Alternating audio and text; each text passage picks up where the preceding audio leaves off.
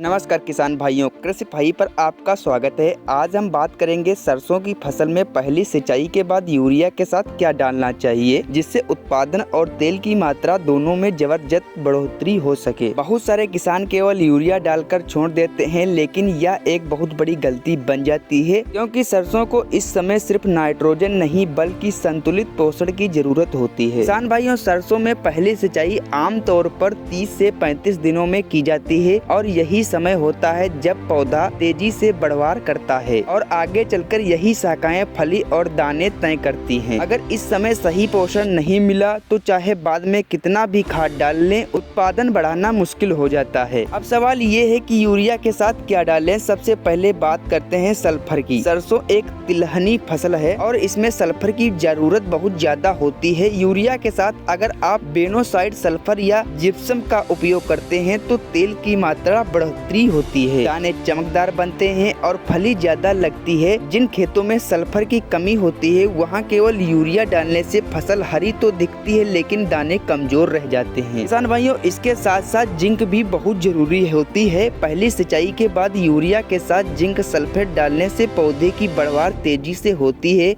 पत्तियां चौड़ी और गहरी हरी बनती हैं और फूल झड़ने की समस्या कम हो जाती है। खासकर हल्की मिट्टी और बार